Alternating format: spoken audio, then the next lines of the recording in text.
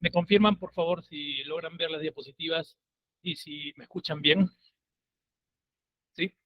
Muy bien, muchas gracias. Excelente. Muy buenas noches. Bien, el día de hoy, ya nuestra penúltima clase, vamos a hablar de un tema muy importante, un tema que es bastante recurrente y también motivo de consulta en los establecimientos farmacéuticos, y por supuesto que también es una afección que en algún momento todos hemos sentido, ¿no? Como es el dolor, la fiebre, la inflamación. Este tema, como les indicaba, es un tema bastante recurrente porque dentro de los establecimientos farmacéuticos, si nosotros hiciéramos un estudio de prevalencia de casos de consultas que se realizan en los establecimientos, en las boticas y farmacias, pues veríamos que en el mayor porcentaje estarían dolencias como son de tipo dolor, inflamación y fiebre. Entonces, es muy seguro de que en alguna oportunidad algún familiar, algún vecino, algún amigo haya podido manifestar esta sintomatología y de repente, ahora como todos los participantes están llevando este curso, pues van a poder brindar algún tipo de consejería, ¿no? Algún tipo de ayuda, conociendo, ¿no? ¿Qué es el dolor? ¿Qué es la inflamación? ¿Qué es la fiebre? ¿Y cuáles son los medicamentos que actúan en el tratamiento sintomático? Quiero hacer hincapié en este término sintomático porque estos medicamentos, conocidos como AINES, antiinflamatorios no esteroideos, son medicamentos sintomáticos. Bien, entonces cuando yo me refiero a sintomáticos, quiero decir que, o me refiero a que estos medicamentos alivian esas manifestaciones, esos síntomas, que por supuesto tienen una causa un poco, digamos, diferente, como puede ser causas infecciosas, traumatismos, en fin, una serie de causas que originan estas manifestaciones como los síntomas y signos del dolor, la fiebre e inflamación. Entonces, es lo que vamos a desarrollar esta noche. Entonces, hablaremos acerca de los AINES, los famosos AINES. El término AINES hace referencia a antiinflamatorios no esteroideos. Como podemos observar en la imagen, para poder recordar, antiinflamatorios no esteroideos, de manera eh, sintetizada, vamos a recordarlo como AINES. Ahora, algo que nos debe llamar la atención es este término, no esteroideos, esteroideos. ¿Y a qué se refiere con no esteroideos? A que este tipo de medicamentos no actúa a nivel hormonal, a nivel hormonal, ya que existen otro tipo de antiinflamatorios esteroideos, como son los corticoides o glucocorticoides, que tienen otro mecanismo de acción, tienen otras indicaciones terapéuticas. Entonces, cuando hablamos de antiinflamatorios, podemos dividirlo de dos maneras, ¿no? Antiinflamatorios esteroideos y antiinflamatorios no esteroideos. No esteroideos, ¿por qué? Porque no actúan a nivel hormonal. De este tipo de medicamentos vamos a hablar esta noche, de antiinflamatorios no esteroideos. Este tipo de medicamentos son sustancias muy heterogéneas, muy variables en estructura química, en indicaciones, en mecanismos de acción, pero comparten ciertas características o propiedades, ¿no? Que pueden ser en mayor o menor medida dependiendo del tipo de AINE que se esté utilizando. Pero ¿cuáles son estas características que comparten estos medicamentos? Pues son las propiedades de ser analgésicos. Analgésicos. ¿Y qué significa analgésico? Significa, si nosotros desglosamos este término, el prefijo an significa sin. Algesia significa dolor. Entonces, tal cual como nosotros podemos observar, analgésico o analgésicas hace referencia a sin dolor, ¿no? Pero específicamente se refiere a que alivia el dolor, alivia el dolor. Más adelante vamos a ver qué es el dolor, cómo se produce, cómo se manifiesta el dolor. Entonces, recordemos, los AINES tienen la propiedad de ser analgésicos, de aliviar el dolor, de aliviar el dolor. Por otro lado, también tenemos esta propiedad, que es la propiedad antiinflamatoria. El prefijo anti significa contrainflamación, contrainflamaciones. Es decir, este tipo de medicamentos lo que va a hacer es disminuir, suprimir la respuesta inflamatoria, que es una respuesta inmunológica normal del organismo frente a diversos agresores externos o puede ser también agresores internos. Y por otro lado tenemos la propiedad antipirética. El prefijo anti significa contra y pirexis o pirexia significa fiebre, fiebre. Es decir, estos medicamentos ayudan a disminuir la temperatura corporal cuando ésta está elevada por situaciones patológicas, como por ejemplo una infección. Ahora, es importante recalcar que los AINES, claro, son antipiréticos, pero solamente actúan cuando el organismo eleva la temperatura como respuesta a una agresión o alguna infección, no en condiciones fisiológicas normales. O sea, el organismo no va a disminuir, o estos medicamentos no van a disminuir la temperatura corporal normal del organismo. ¿Ya? Quiero dejar eso claro para diferenciar las cosas, ¿no? Que estos medicamentos van a disminuir la temperatura, pero cuando exista una agresión, cuando existe una respuesta frente a algún agresor.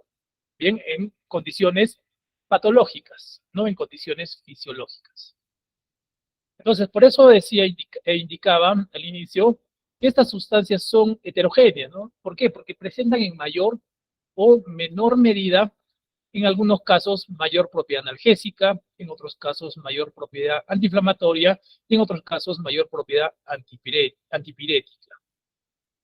Pero, como les decía, comparten estas propiedades en mayor o menor medida. ¿Bien? Recordemos entonces, los AINES son antiinflamatorios no esteroideos que presentan propiedades en diversos grados, analgésicos, antiinflamatorios y antipiréticos.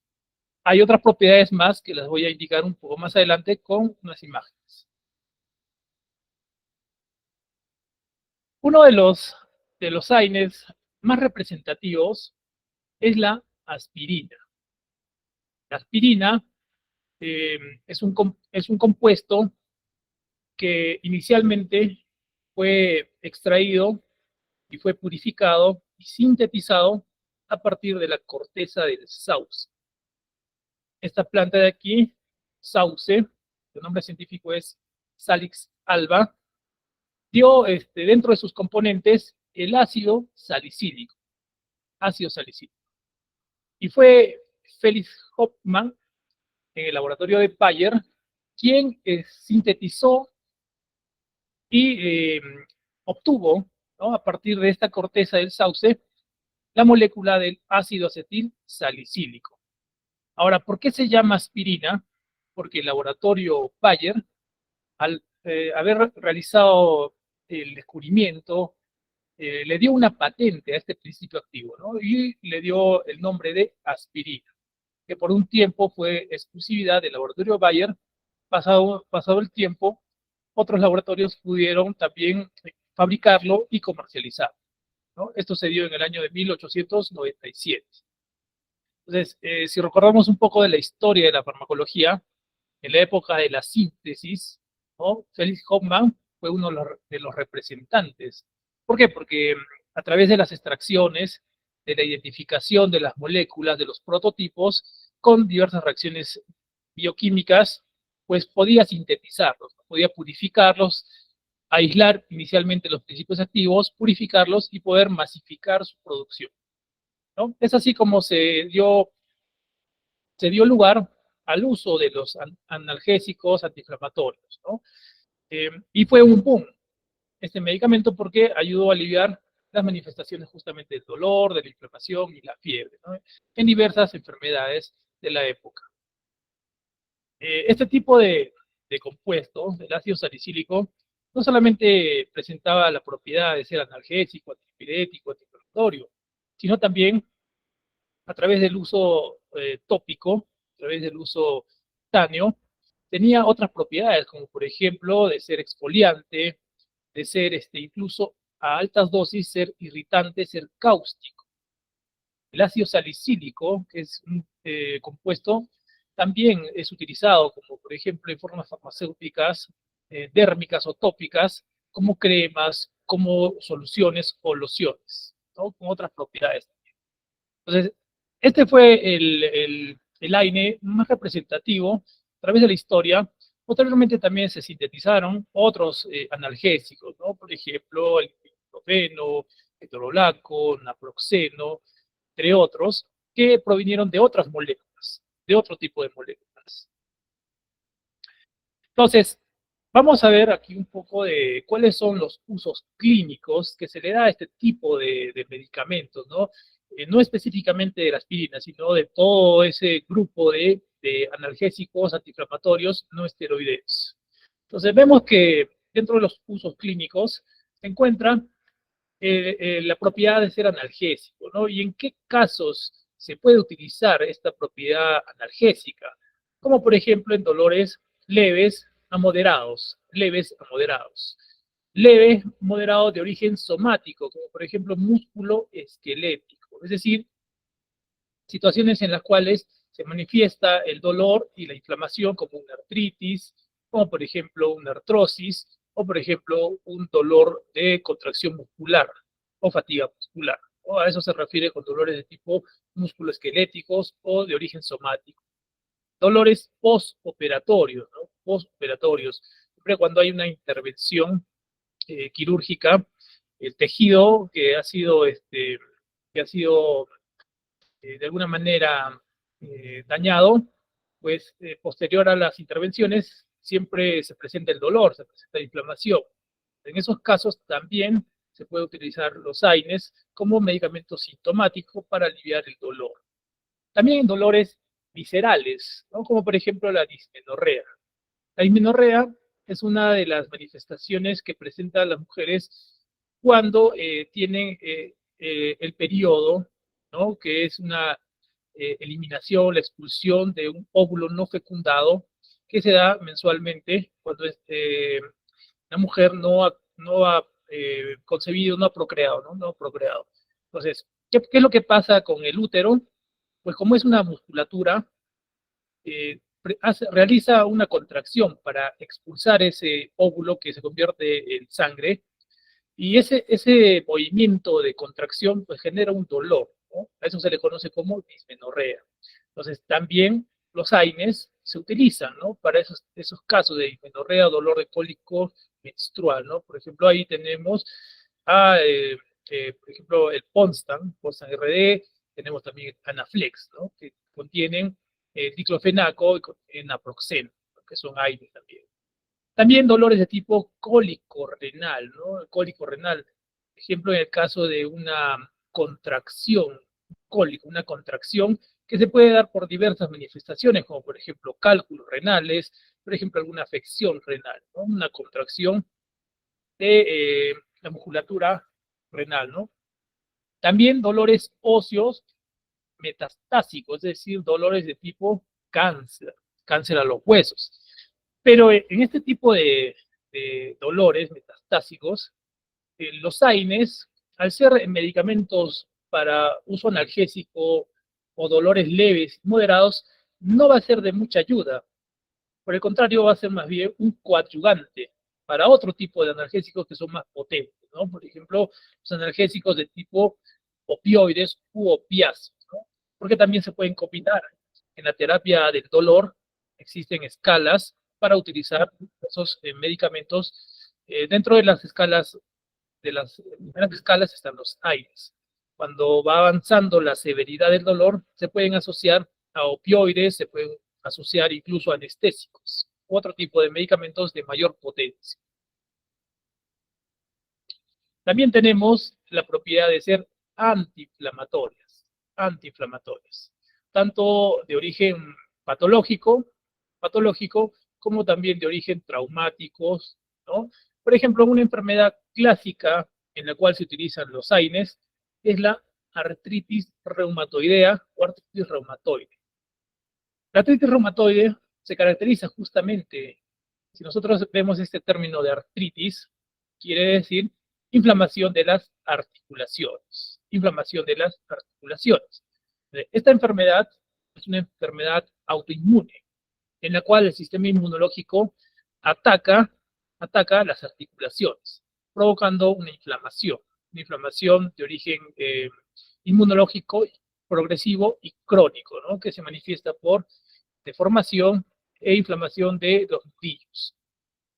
Entonces, como se trata de una enfermedad crónica, pues los antiinflamatorios ayudan, ¿no?, a disminuir este proceso de inflamación, de deformación de las articulaciones. También en el caso de espondiloartropatías inflamatorias, es decir, de la inflamación, pero de los cartílagos y también de las articulaciones de la columna vertebral, ¿no? Estas manifestaciones se dan por ejemplo, sobrecarga de peso, por algún traumatismo, ¿no?, que se dañan estas vértebras y también se inflaman, ¿no? También el proceso de artrosis. En la artrosis, a diferencia de la artritis, lo que se va a producir es que hay una pérdida de una especie de almohadillas, que son los cartílagos que separan los huesos, para que no exista roce, no exista un choque entre los huesos, ¿no? Entonces, cuando se pierde este cartílago, es ahí donde se produce la artrosis. Y esto también puede dar origen a un dolor y también a inflamación de todo el componente adyacente de las articulaciones, ¿no? Y en esos casos también se utiliza de manera sintomática los antiinflamatorios. Reumatismo de partes blandas y otros procesos, ¿no?, que cursen con una inflamación. Ahora, es importante recalcar de nuevo, otra vez, que este tipo de medicamentos son sintomáticos, es decir, van a aliviar una manifestación, pero no actúan directamente sobre la causa, sobre lo que origina la enfermedad. Para ello, existen otro tipo de medicamentos, ¿no?, que son más específicos, como por ejemplo, en el tratamiento de la artritis reumatoidea se encuentran los corticoides, inmunosupresores, modificadores de la enfermedad, ¿no? En el caso de la artrosis, hay otro tipo de intervenciones que se realizan, como por ejemplo el uso de implantes o también las infiltraciones, ¿no? Entonces, hay otros manejos que son más específicos, que ya por parte de médicos especialistas. Sin embargo, no debemos de minimizar también los síntomas, ¿no? Porque personas, ¿no?, al sentir estos síntomas, estas manifestaciones, pues no es nada agradable. Entonces, de alguna manera, estos medicamentos van a ayudar a que sea más llevadera, que sea menos traumática la enfermedad. Entonces, vamos a ver ahora el proceso inflamatorio. El proceso inflamatorio. La inflamación, a pesar de que muchas veces puede resultar una manifestación incómoda, es muy necesaria, porque es parte del sistema inmunológico, es parte de la respuesta inmunitaria, ¿no? La inflamación ayuda al organismo a poder recuperar la funcionabilidad, la estructura del tejido dañado. Si nosotros observamos esta imagen, estas dos imágenes, podemos ver de que en esta primera imagen vemos una inflamación de origen traumático, por un golpe, ¿no? Cuando nosotros sufrimos un golpe, un traumatismo, sea de repente a nivel de extremidades, a nivel de la cabeza o otro nivel, automáticamente esa zona va a cursar con una inflamación, ¿no? Inflamación, una edematización, un aumento del tejido, enrojecimiento y diversas manifestaciones que se presentan en el proceso inflamatorio. Pero esta inflamación es de origen traumático, es decir, por un golpe, una afectación, ¿no? Pero en este lado la imagen de abajo, podemos observar de que también se va a dar un proceso inflamatorio, pero se va a dar un proceso inflamatorio de origen microbiano, es decir, por la agresión de algún microorganismo. En ambos casos se producen inflamaciones, ¿no? Como respuesta inmunitaria y inmunológica. Entonces, la inflamación, nos dice, es una reacción elemental frente a un agresor externo al organismo, ¿no? Cuando la respuesta inflamatoria es excesiva, también puede producir daño. Por eso es importante el uso de antiinflamatorios, ¿no? El proceso inflamatorio normal es benéfico para el organismo, pero cuando es excesiva, cuando tiene un tiempo muy prolongado, resulta dañino. ¿Por qué? Porque va a afectar la constitución, la estructura del organismo, ¿no? Recordemos la artritis reumatoidea, ¿no? Ese proceso inflamatorio no va a resultar positivo. Por el contrario, ese proceso inflamatorio va a resultar dañino. ¿Por qué? Porque cada vez va a ir dañando más y más las articulaciones. Va a ir provocando, ¿no?, destrucción de las articulaciones, va a ir provocando disminución de la funcionabilidad. Entonces, el proceso inflamatorio excesivo es potencialmente dañino, ¿no? Pero, sin embargo, una inflamación que no cursa con un proceso largo, extenso, es benéfico para el organismo. Es benéfico para el organismo porque va a ayudar a dar respuesta frente al agresor. Y es así que tenemos una clasificación del proceso inflamatorio. Según el tiempo por el cual se va a manifestar la inflamación, esta puede ser tanto aguda o puede ser crónica. Cuando hablamos de inflamación aguda, nos referimos a aquella que tiene una corta duración. Puede ser de horas o puede ser de días. Por ejemplo, podemos ver una faringitis aguda. Faringitis aguda, ¿no? Puede durar entre 5 a 7 días, pero tiene un periodo limitado de días y posterior a ello, pues el tejido se restablece su funcionalidad y vuelve a estar como al inicio, ¿no? Esta reacción o inflamación de tipo aguda es una reacción inmediata, es una respuesta temprana del organismo frente a un agresor externo, un agente externo, ¿no? Y se caracteriza, como indicamos, por su corta duración. Puede ser de horas o puede ser de días. Sin embargo, ¿qué es lo que pasa cuando esta inflamación aguda no se remite, es decir, no disminuye, y a pesar de que ha pasado su periodo, pasado el tiempo que normalmente debería disminuir, no ocurre ello, pues puede convertirse en una inflamación de crónica, tipo crónica? Muchas veces las inflamaciones agudas se pueden convertir en inflamaciones crónicas. Y este tipo de inflamación es persistente en el tiempo, pues puede durar meses, semanas o meses, inclusive años, ¿no? Es secundario a estímulos persistentes, es decir, agresiones constantes al organismo, ¿no? Un caso de inflamación crónica es la artritis reumatoidea, porque va a perdurar bueno, también recalcar que la artritis no tiene cura, tiene tratamiento, pero no tiene cura. Entonces es una inflamación crónica, porque va a perdurar por mucho tiempo, que se puede controlar con un tratamiento adecuado, sí, se puede controlar, pero también va a haber episodios en los cuales se van a manifestar las inflamaciones, a pesar de que el paciente esté siguiendo su tratamiento, pero pueden darse situaciones en las cuales se exacerban las inflamaciones, ¿no?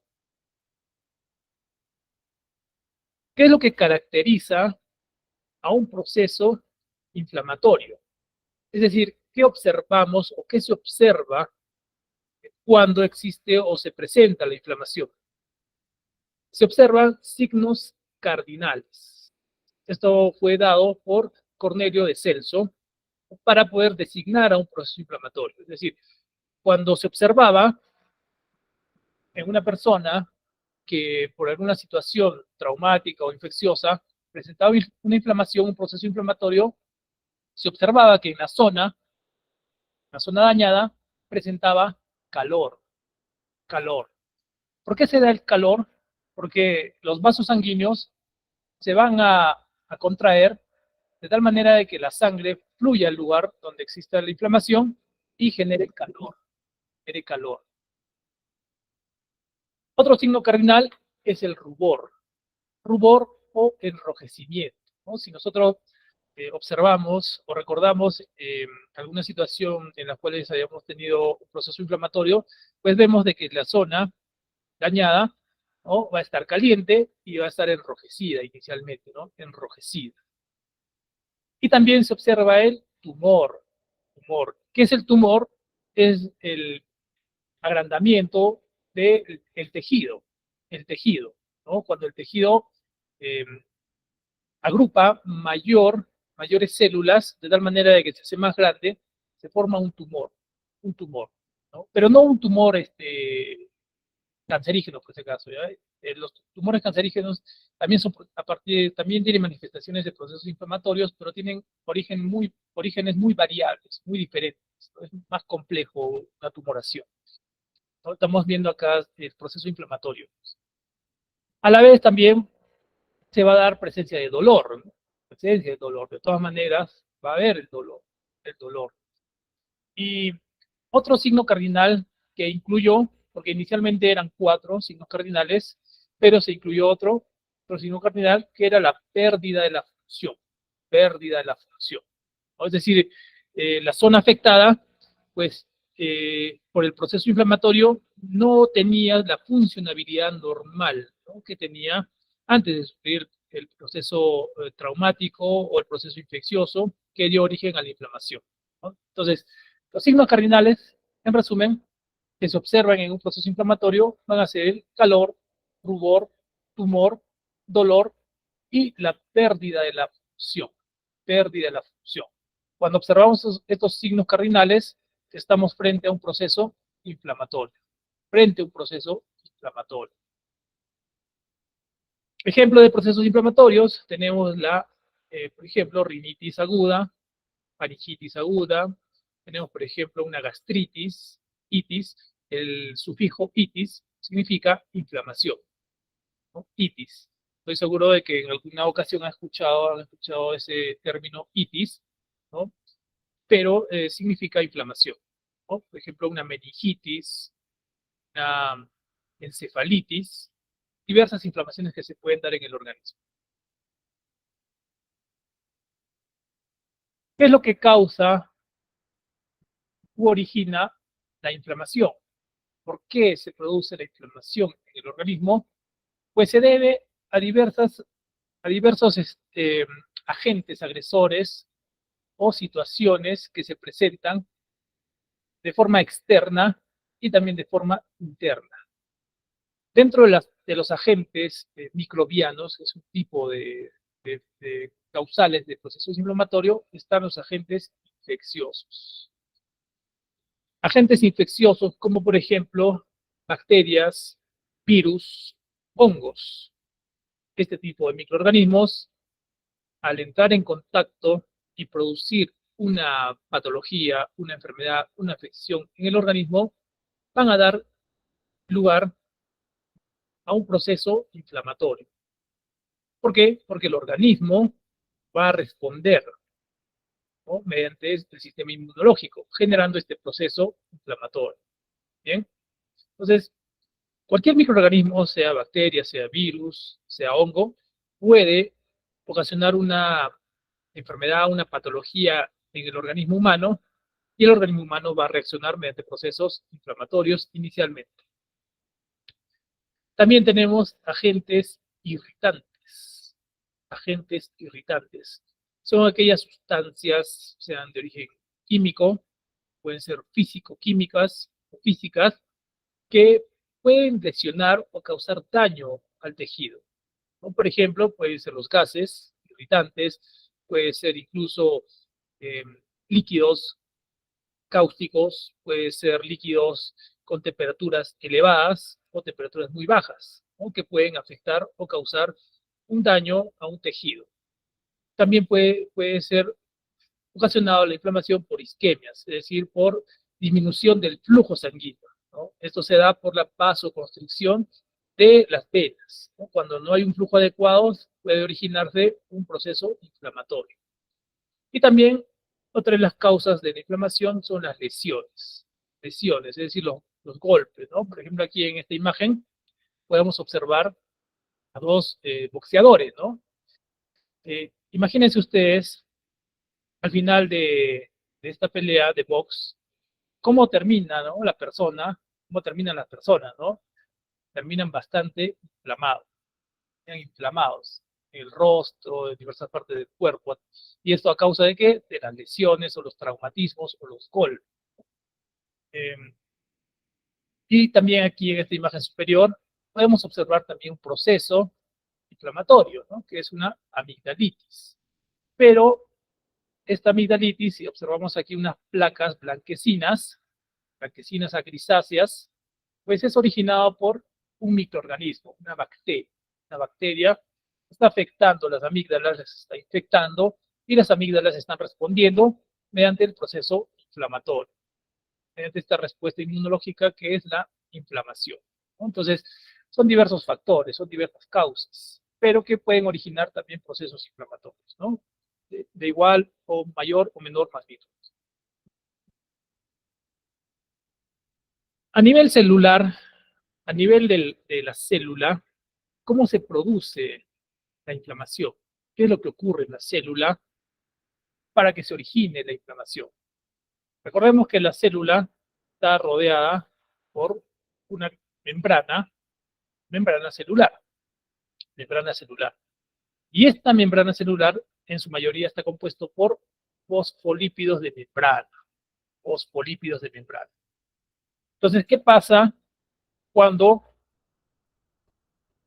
se produce una agresión, una injuria, un daño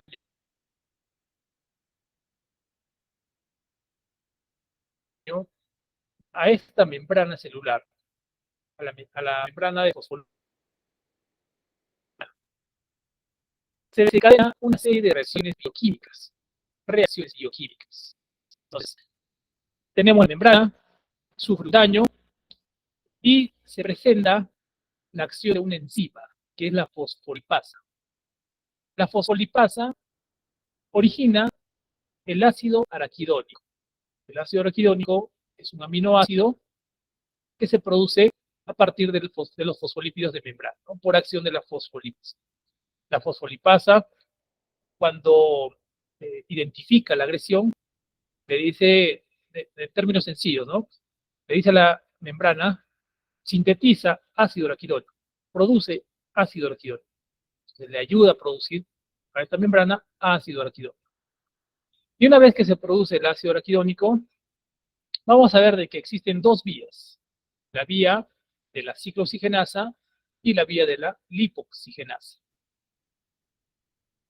Cuando escuchemos términos que terminan en asa, como fosfolipasa, lipoxigenasa, ciclooxigenasa, nos estamos refiriendo a enzimas. ¿Y qué son las enzimas? Son tipos de proteínas que aceleran reacciones bioquímicas, ¿no? Entonces, ya estamos aquí en el ácido araquidónico. Interviene entonces la ciclooxigenasa y le dice al ácido araquidónico, produce o sintetiza u origina prostaglandinas. Entonces, el ácido araquidónico obedece a esta orden y sintetiza o produce prostaglandinas, siempre y cuando actúe la ciclooxigenasa, la enzima ciclooxigenasa. Pero si actúa la enzima lipoxigenasa, pues lo que se va a producir son leucotrienos. Leucotrienos. Entonces, empecemos por la vía de la ciclooxigenasa. Entonces, estábamos en el ácido araquidónico, sigue el proceso bioquímico, viene la ciclooxigenasa y le dice, ácido araquidónico sintetiza prostaglandinas. Y el ácido araquidónico produce prostaglandinas. ¿Y qué es lo que ocurre cuando se sintetiza o se forma prostaglandinas? Pues viene a manifestarse una serie de síntomas, como por ejemplo, puede ser que se produzcan tromboxanos, es decir, que se produzca mayor formación de coágulos en la sangre, vasoconstricción, agregación plaquetaria, ¿no? Las plaquetas que están en la sangre pueden formar coágulos. Por otro lado, al sintetizarse prostaglandinas, netamente prostaglandinas, pues lo que va a producir es justamente lo que estamos hablando, la inflamación, la inflamación, también el dolor, y también va a intervenir en la formación o la producción de fiebre. ¿No? Acuérdense muy bien de este término, prostaglandinas. Las prostaglandinas son las responsables de la producción del dolor, fiebre y de la inflamación. Prostaglandinas. Las prostaglandinas son unos mediadores inflamatorios que son parte del sistema inmunológico. ¿Bien? Son mecanismos de defensa. Hemos dicho de que estos procesos no son malos. Lo malo es cuando perduran en el tiempo y son muy exagerados, ¿no? Cuando es muy exagerado, dañan el organismo, provocan daño al organismo, a los tejidos, ¿no? Entonces, recordando, si se produce a partir de las prostaglandinas tromboxanos, pues lo que se va a producir es agregación plaquetaria, formación de coágulos. Si se producen solamente prostaglandinas, lo que se va a producir o se va a manifestar es en dolor, fiebre e inflamación. Esto por la vía de la ciclooxigenasa, vía de las ciclooxigenasas. ¿Y qué pasa si el proceso bioquímico sigue la vía de la lipoxigenasa? Pues se produce leucotrienos, como dijimos, ¿no? Leucotrienos. ¿Y qué es lo que hacen los leucotrienos? Aumentan las reacciones inmunológicas. Pueden dar origen a, por ejemplo, manifestaciones de tipo alérgicas, alergias, reacciones inmunológicas exageradas. Cuando el organismo tiene descontrolado el sistema inmunológico, este sistema inmunológico lo que va a provocar es daño, ¿no? ¿Y en quiénes se puede manifestar esto? Por ejemplo, en pacientes asmáticos, que por acción de los leucotrienos elevados pueden sufrir broncoconstricción y ataque de crisis asmática. Bien, esto es lo que ocurre en un proceso fisiológico normal, ¿no? De fisiopatológico normal, perdón, cuando hay un daño, ¿no? Cuando hay un daño a nivel del tejido y específicamente a nivel celular, ¿no? Recordemos que los tejidos están compuestos por células, ¿no? Se producen estas vías o estas reacciones bioquímicas, ¿no? Pueden ser reacciones de tipo vía de la ciclooxigenasa o puede seguir la vía de la lipoxigenasa, ¿no? Reacciones de agregación plaquetaria, dolor, fiebre, inflamación, o puede ser reacciones inmunológicas.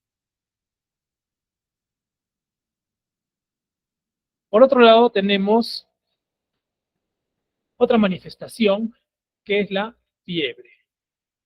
Vamos a diferenciar dos términos, que tal vez ustedes conozcan la diferencia, pero para poder aclarar a las personas que no conozcan, ¿qué es un signo y qué es un síntoma? ¿Qué es un signo y qué es un síntoma?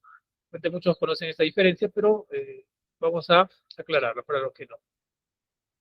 Un signo es una manifestación objetiva, un signo, manifestación objetiva, es decir, se puede medir, existe una escala para poder medir o cuantificar, es un signo. En el caso de la fiebre, nosotros podemos medir a través del uso de un termómetro, ¿no? Y una escala que vendría a ser los grados centígrados. Entonces, cuando hablamos de fiebre nos referimos a un signo. Sin embargo, un síntoma como la inflamación es una manifestación subjetiva. Es decir, no existe o no hay forma de medir o cuantificarlo, ¿no? No hay una escala precisa de poder cuantificarlo, ¿no? O a veces también se utilizan escalas no cuantitativas, sino cualitativas para poder de alguna manera medir, ¿no? Pero no son numéricas, no son numéricas, ¿no? En el caso de la fiebre sí se utiliza escalas numéricas, son los grados centígrados, ¿no? Por eso es que nosotros podemos ver, ¿no? Una persona, o podemos identificar a una persona si presenta temperatura normal, si presenta una febrícula, si presenta una fiebre o una hipertermia, ¿no? De acuerdo a los grados centígrados. ¿Y qué es la fiebre entonces? ¿Qué es la fiebre? Pues la fiebre es la elevación que se produce por un intercambio de temperatura entre el medio externo y el medio interno del organismo, ¿no? Es decir, cuando existe una elevación de temperatura corporal en el organismo, pues se produce una fiebre, ¿no? Eh, Ahora, la fiebre, como les digo, es variable dependiendo de la edad, dependiendo del grupo etario. Incluso hay situaciones fisiológicas como la menstruación que puede originar aumento de la temperatura. Hay otras situaciones como, por ejemplo, el estar en contacto con objetos fríos puede también disminuir o variar la temperatura, ¿no? Pues, en recién nacidos existe una escala diferente, que es diferente a lo de adultos, diferente a los, también existe escala diferente de varones y mujeres, ¿no? Pero también hay promedios, hay promedios. Esto también va a variar dependiendo de la población, tipo de población. Pero siempre hay que tener referencias de organizaciones que sean oficiales, ¿no? Como por ejemplo la OMS, la OPS, ¿no? O aquí en el Perú también, de acuerdo al Ministerio de Salud, ver las escalas, ¿no? Para poder tener la seguridad, la certeza de la temperatura que puede presentar un paciente, una persona, ¿no?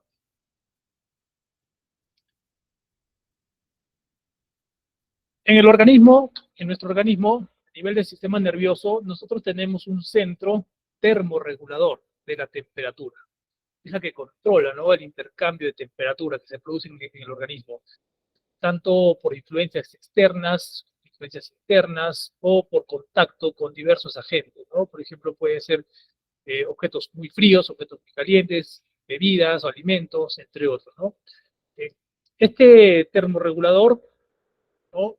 Está constituido por neuronas localizadas en el área del núcleo preóptico del hipotálamo, del hipotálamo. Aquí es donde se produce la termorregulación. El organismo tiene que mantenerse en una temperatura corporal estándar, ¿no? Puede ser desde 36.5, 37, hasta 37.5. Más de ello ya hablamos de febrícula, dependiendo si va aumentando, de una fiebre, de una hiperpirexia, dependiendo, ¿no? Ahora, el organismo puede variar, como les indicaba, la temperatura, puede variar, pero este centro regulador va a hacer que se mantenga constante, ¿no? Porque esos cambios de temperatura en nuestro organismo puede ocasionar puede ocasionar daños. Ahora, ¿por qué se produce la fiebre? ¿Cuál es la importancia de la fiebre? La fiebre es una alerta que el organismo va a generar cuando exista un daño, cuando exista una agresión, ¿no? Eh, uno de los mayores, o una de las mayores causas por las cuales se produce la temperatura elevada, la fiebre, es por agentes microbianos, ¿no? Agentes microbianos o microorganismos. Es decir, cuando existe una infección, ¿no? Tanto, por ejemplo, de origen bacteriano o de origen viral, o de algún otro microorganismo que ingrese a nuestro cuerpo y provoque una infección. Entonces, cuando este organismo ingresa a través de sus toxinas, provoca una alerta. El organismo de nuestro cuerpo envía una señal a este centro termorregulador y le dice, ¿no? Está produciéndose algo inusual, se está produciendo un daño. Entonces, ¿qué es lo que hace el hipotálamo? Alerta a nuestro cuerpo. ¿Cómo? Elevando la temperatura corporal. Temperatura corporal. Esa es una de las utilidades o del por qué se eleva la temperatura. Por otro lado, también la elevación de la temperatura actúa como un antibacteriano. ¿Por qué? Porque los microorganismos cuando están en temperaturas elevadas desaparecen o sufren lisis, se destruyen, ¿no? Pero también esta temperatura elevada va a dañar nuestras células, va a dañar nuestras células. ¿Qué células? Por ejemplo, células nerviosas, las neuronas, va a dañar las neuronas. Es de mucho cuidado la fiebre en niños, lactantes o niños. ¿Por qué? Porque la temperatura elevada en este tipo de grupos etarios puede provocar daños irreversibles, daños muy severos. Cuando un niño tiene temperaturas mayores a 38 grados centígrados, 39, 40, automáticamente convulsiona. Y estas convulsiones pueden ocasionar daños irreversibles. Entonces, siempre, siempre se debe tener cuidado, ¿no?, en los niños con temperaturas elevadas. Nunca deben mantenerse esas temperaturas elevadas en los niños por el daño que puede causar, ¿no? Entonces, ¿qué hacer en esas circunstancias? Puedes acudir a un centro de salud, a un hospital. Bien, siempre debe ser tratado, ¿no?, tanto la manifestación, que es la fiebre, y también se debe tratar la causa. En este caso, la causa, o en ese caso, vendría a ser una infección, ¿no? ¿Y cómo se va a tratar esa causa? Ese origen a través del uso de antimicrobianos. Y los signos y síntomas a través de sintomáticos como los AINES. Bien. Ahora, otra causa también de la fiebre se origina por tumoraciones, se origina por proliferación de células malignas en el organismo, o como cáncer. También los tipos de cáncer pueden provocar elevadas temperaturas en el organismo o fiebre, ¿no? Son causas no tan frecuentes, pero también son causas de fiebre, ¿no? También puede ser procesos de intoxicación, pero en la mayoría de los casos, producto de una infección. Puede ser bacteriana o puede ser viral. ¿Bien?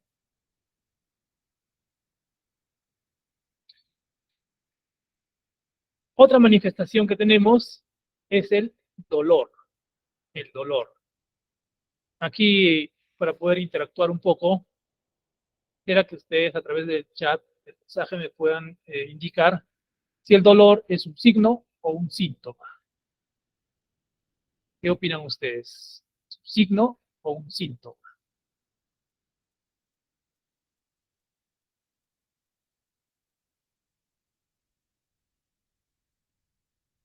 ¿Estamos por ahí? ¿Síntoma? Un síntoma. Muy bien. Es un síntoma.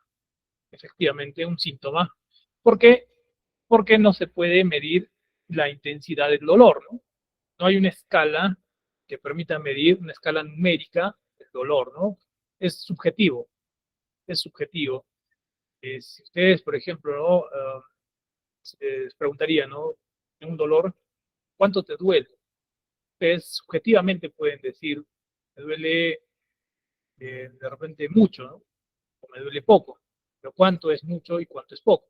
No hay una forma numérica exacta de medir, ¿no?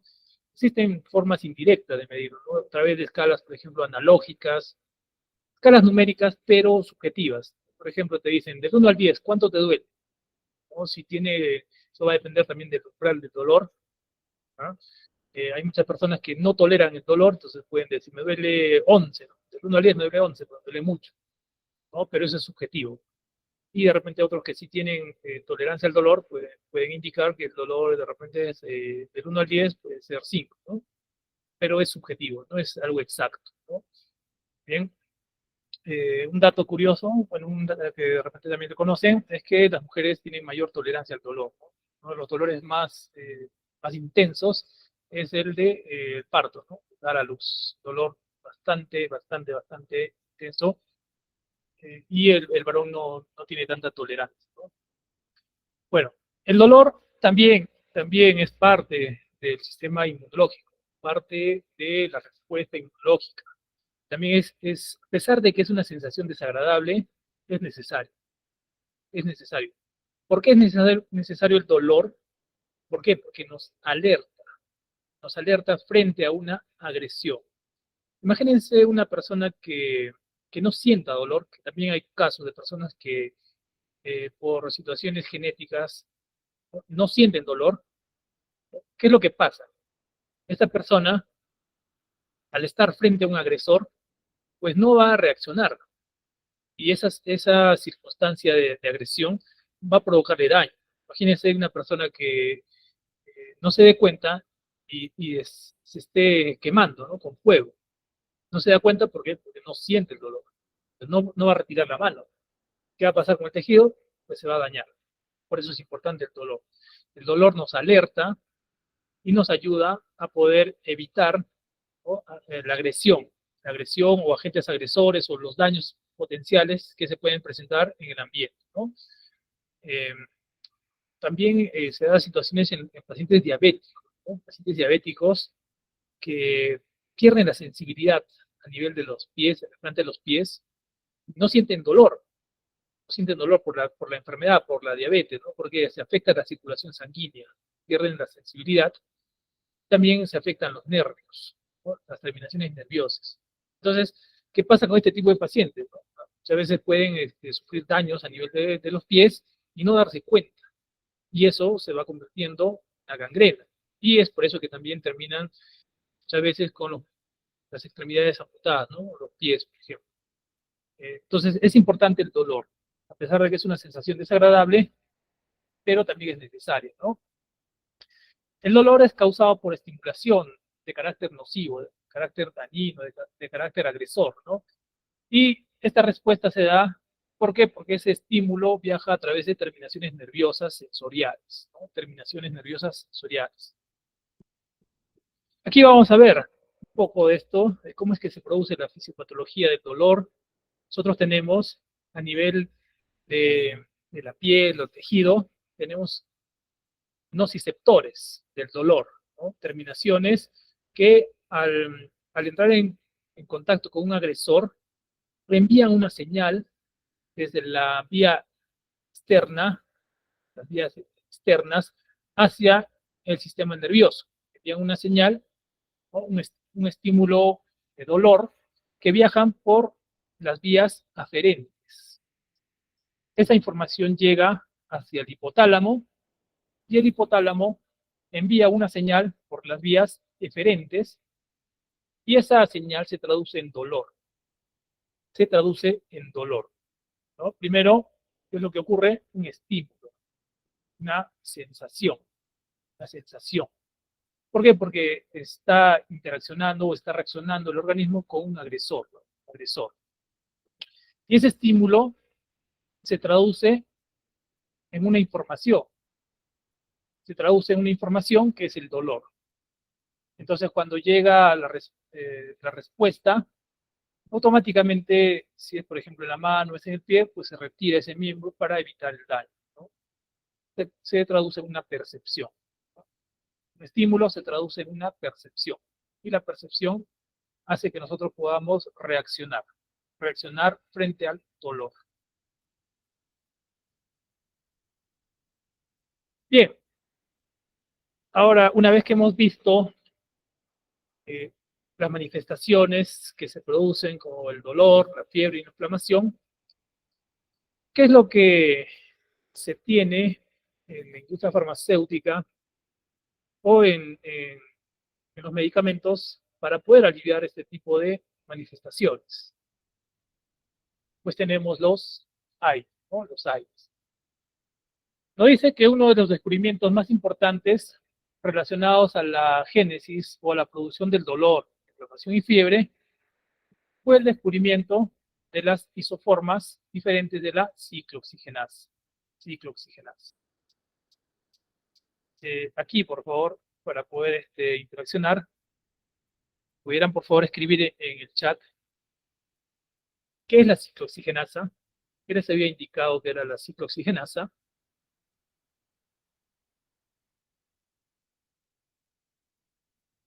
Si recuerdan, por favor, vamos a escribirlo por el chat. ¿Qué era la ciclooxigenasa?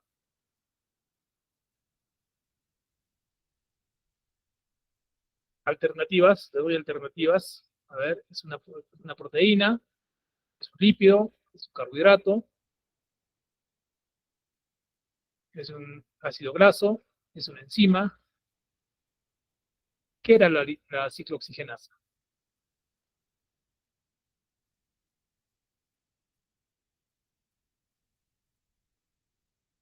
Escriban sin temor a equivocarse, no se preocupen, estamos para aprender.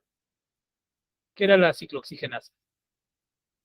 Una proteína, ya, es una proteína, ¿bien? Pero específicamente, ¿no?, es un tipo de proteína, conocido como enzima. Enzima. Las enzimas son derivados proteicos que tienen como función acelerar procesos bioquímicos, ¿no? Regulan procesos bioquímicos. ¿Y en qué proceso bioquímico, es decir, para la formación de qué intervenía la ciclooxigenasa? ¿Para qué intervenía? ¿Qué papel cumplía la ciclooxigenasa en el proceso bioquímico que estamos hablando? ¿Recuerdan ustedes? Claro, para el proceso inflamatorio, ¿no? Para el proceso inflamatorio. ¿Qué es lo que se producía, ¿no?, a partir del ácido araquidónico por intervención de la ciclooxigenasa? ¿Qué es lo que se producía?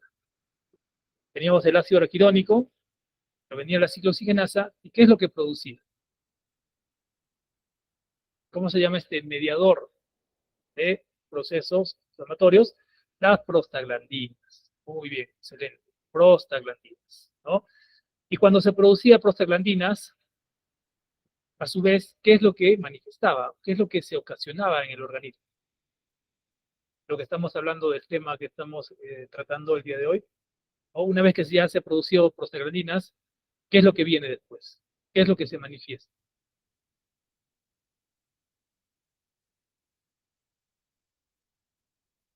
¿Qué es lo que se manifestaba, no? Tres manifestaciones, ¿no? Signos y síntomas de lo que hemos estado hablando.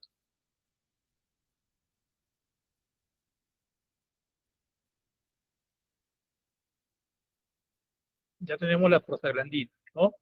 Inflamación, muy bien, inflamación. ¿Qué más se producía? ¿No? Tenemos inflamación. ¿Qué más se producía? Dolor, muy bien, dolor, muy bien. Falta una. Inflamación, dolor y fiebre. Muy bien, excelente, excelente, muy bien. Pues una vez de que se producen las prostaglandinas, lo que se manifiesta es el dolor, la fiebre e inflamación, ¿no? Prostaglandinas. Las prostaglandinas están asociados a la manifestación del dolor, la fiebre y la inflamación. Sin embargo, tenemos también los tromboxanos. Los tromboxanos están asociados a la agregación plaquetaria. Bien, agregación plaquetaria. Esto por la vía de la ciclooxigenasis. Vía de la ciclooxigenasis. Muy bien, excelente.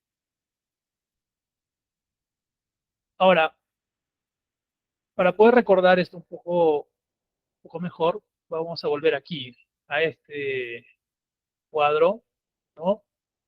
Habíamos dicho de que se produce una agresión a nivel de la membrana, fosfolípidos de membrana, por acción de la lipoxigenasa se produce o se sintetiza ácido araquidónico. Y a partir de este ácido araquidónico, por acción de la ciclooxigenasa, se produce o se sintetiza prostaglandinas. Las prostaglandinas pueden dar origen a tromboxanos o simplemente prostaglandinas. Cuando se presenta o se produce solamente prostaglandinas, se manifiesta como dolor, inflamación y fiebre. Cuando se producen tromboxanos, se manifiesta como coágulos sanguíneos o formación de coágulos, agregación plaquetaria. Bien, este es el proceso bioquímico de la inflamación, dolor y la fiebre, ¿no? En el caso de la fiebre también intervienen las prostaglandinas, pero a nivel del hipotálamo, ¿no? A nivel del hipotálamo.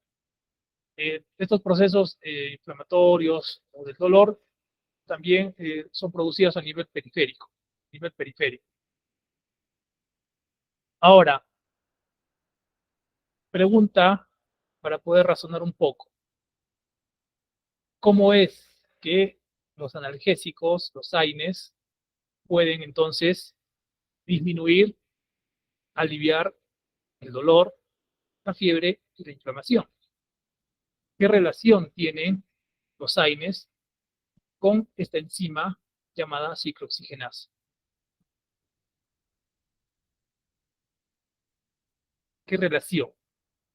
¿Cómo los AINES disminuyen, ¿no?, el dolor, la fiebre, la inflamación?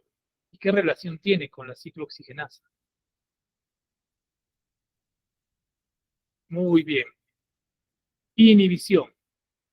Inhibición. Inhibición quiere decir detienen, ¿no? Tienen o impiden de que esta enzima se una al sustrato para producir prostaglandinas. Bien, entonces ese es el mecanismo de acción, esa es la farmacodinámica por la cual los AINES van a aliviar, disminuir las respuestas inflamatorias, el dolor, la fiebre. Ahora, tenemos dos tipos de ciclooxigenasas. La ciclooxigenasa 1, la COX-1, y la ciclooxigenasa 2 o la COX-2. La ciclooxigenasa 1 es constitutiva, es decir, se produce en situaciones fisiológicas. Situaciones fisiológicas. Esta ciclooxigenasa, al producir prostaglandinas, ayudan a que el organismo, por ejemplo, pueda sintetizar la mucosa gástrica. También intervienen en el funcionamiento o en la irrigación sanguínea renal. También en el equilibrio hídrico. Y la ciclooxigenasa de tipo 2 o inducida es aquella que se produce en situaciones patológicas. En situaciones patológicas. Cuando existe, por ejemplo, un proceso inflamatorio como artritis reumatoidea, una gastritis o algún tipo de proceso patológico inflamatorio. Entonces, aquí tenemos, ¿no?, de nuevo la cascada o este proceso bioquímico por el cual se producen las prostaglandinas, ¿no? A partir de los fosfolípidos de membrana, termine una enzima, la fosfolipasa, produce el ácido araquidónico y tenemos dos vías, la vía de la ciclooxigenasa y la vía de la lipoxigenasa. Seguimos la vía de la ciclooxigenasa y se producen las prostaglandinas. Pero como vemos aquí, AINE, ¿no?, ¿qué es lo que hace los AINES con la ciclooxigenasa? Pues la inhiben o detienen o evitan la unión de esta enzima con el sustrato para producir prostaglandinas, de tal manera que disminuye, ¿no?, la respuesta del dolor, la respuesta inflamatoria y también la fiebre. La fiebre. Bien. Hasta aquí. Antes de continuar con la segunda parte, quisiera absolver algunas de sus preguntas, dudas que puedan tener de lo que hemos hablado, de lo que hemos venido hablando. ¿Tienen ustedes alguna duda, alguna pregunta? A través del chat, por favor, se pudieran hacer, ¿no?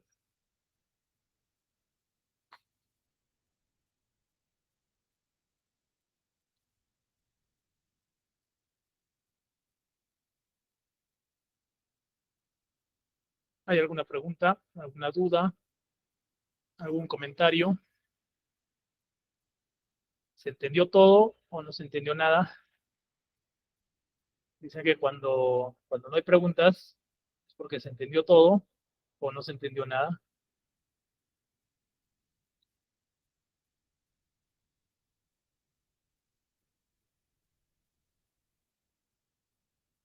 ¿Alguna duda, alguna pregunta? Bueno, si no hay dudas, entonces como un emoticón o alguna reacción, por favor, para poder tener claro de que se entendió, de que todo está bien. ¿No? Tenemos nosotros también la opción, ¿no?, hasta de enviar reacciones. Muy bien. Bien, muy bien, gracias. Listo. Entonces, no hay dudas, seguimos, avanzamos entonces.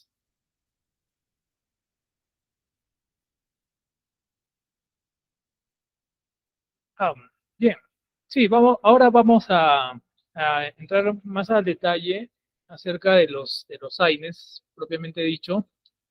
Bien, propiamente dicho, los AINES. Vamos a hablar eh, qué es lo que hacen, cuáles son sus propiedades, las utilidades, cuál es su farmacocinética, su farmacodinámica, reacciones adversas y demás. Bien, eh, vamos a explicar de nuevo este cuadro, que tal vez es lo que nos queda en duda. Entonces, un momento, por favor. Voy a buscar un esquema, un ejemplo de una célula. Vamos a ver aquí, para poder explicar esa parte. ¿No? Un momento, por favor.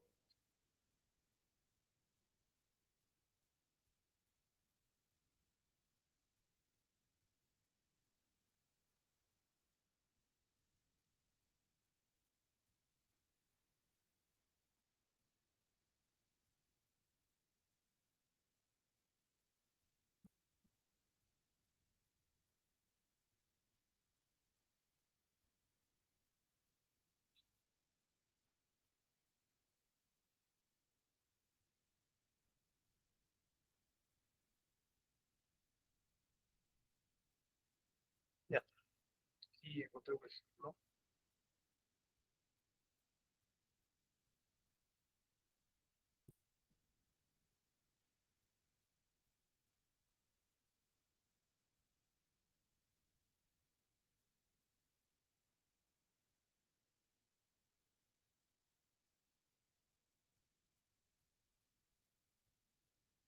Se observa, se observa la imagen que estoy presentando.